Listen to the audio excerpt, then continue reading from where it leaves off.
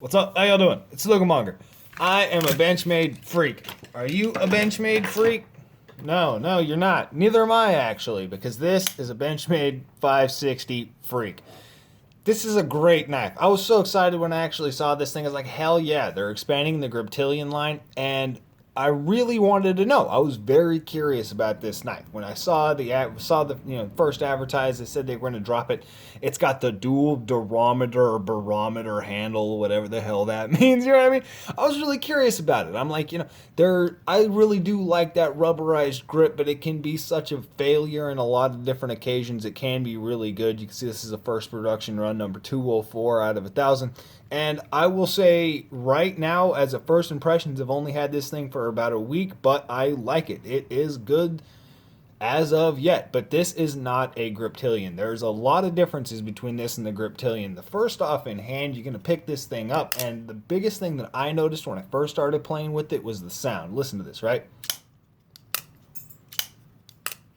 The closing, especially. See how hollow it is? It's got that thud to it. Here's the original 551 Griptilian.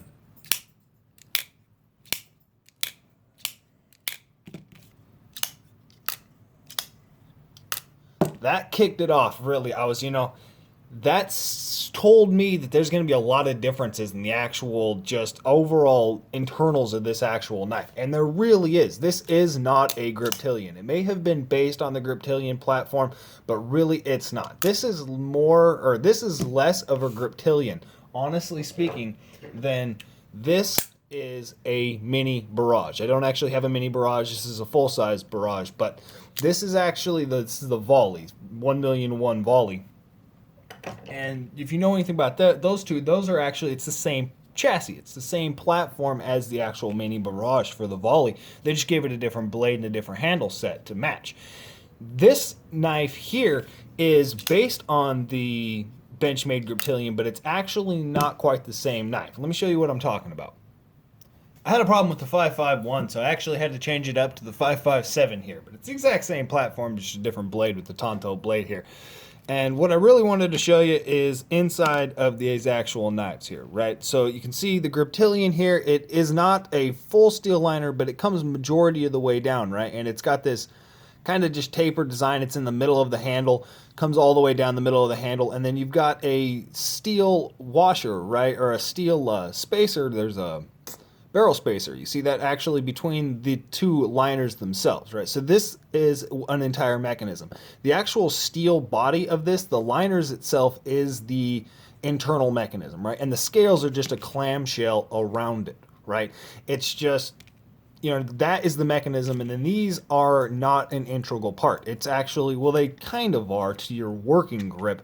The knife is fully functional without the actual scales, right?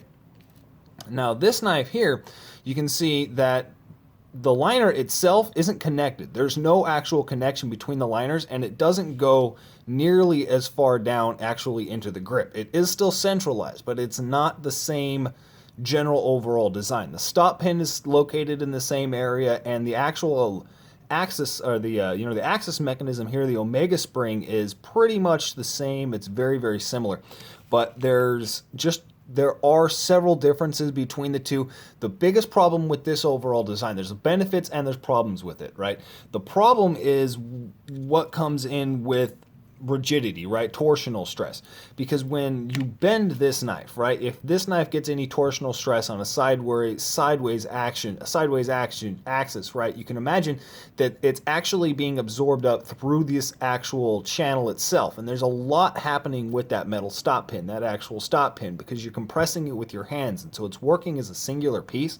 When this here, the only thing holding it together is these actual little brass inserts, which is nice. I mean, they're threaded brass inserts. It's not threading into plastic, which is excellent. It is a good design.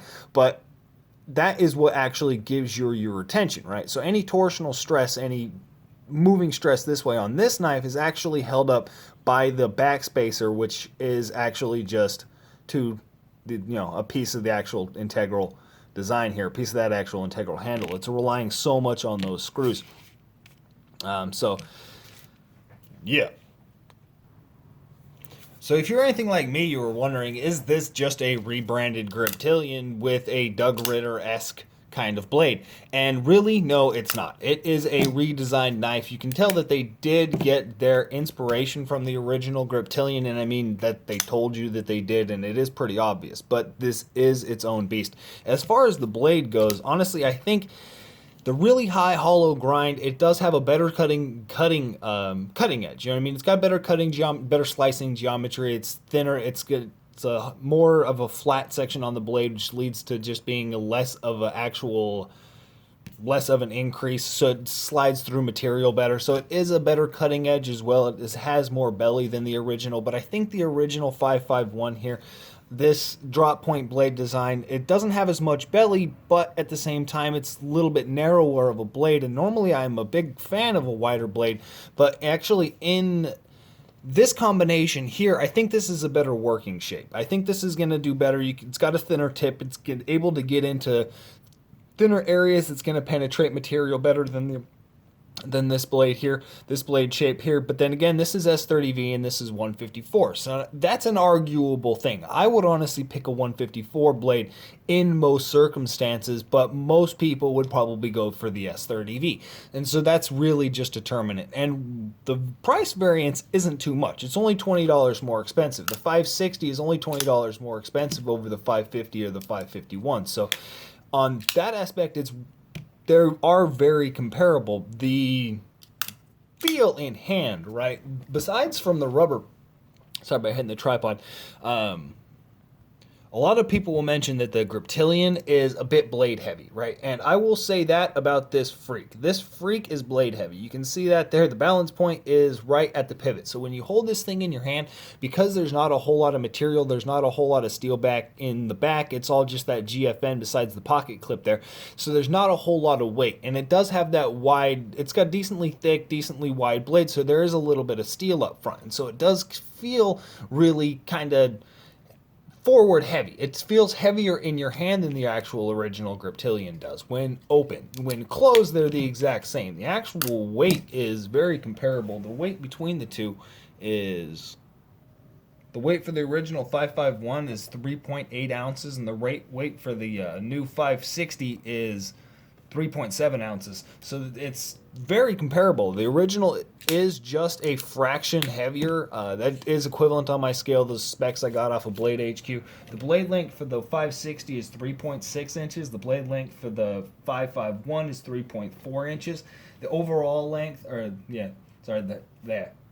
handle length, excuse me. The handle thickness, if I can actually get these specs down right. I got it down on this little cue card. I can't even read my chicken scratch. I don't even know what it means.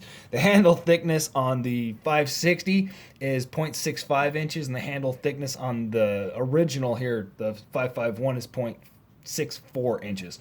So the overall specs are very similar, but honestly, in my opinion, I would have to give the feel in hand to the original Griptilian. People are going to be wondering, is this thing a Griptilian killer? And I don't think it is. For a lot of people, it will be. And I can see it being argued that this may be a little bit of a better value at $120. You're getting more upgraded materials. Everything is, it's more modern. There's a lot more modern design technology that goes into this knife. And for $20 more, that is impressive. You are getting a lot for your extra $20 with the 560 here. I didn't even mention the grind, right? Look at this. Look at the blade grind on there. Look at how they did that. They left the striations. It almost reminds me a lot of the way that ZT is doing their knives with that grinder satin on there. I love the way that they left that grinder satin, and it actually comes back at a little angle there. I love the way that that's done. Excellent looking. Sorry, little tangent there. But I do think that the original Griptilian, as far as overall cost to value ratio, you're never going to beat the Benchmade Griptilian. This thing's $105 on Blade HQ right now, or like $102 on Blade HQ. This thing's like $123. And I think this is a better workhorse knife. This is going to go through a little bit more. It's more solidly built. It does feel better in the hand, even though this rubber grip here does feel really good and it does work in a wet environment. But I think the original Griptilian is still the better value for the dollar. Yep, that's it. Y'all have a good one.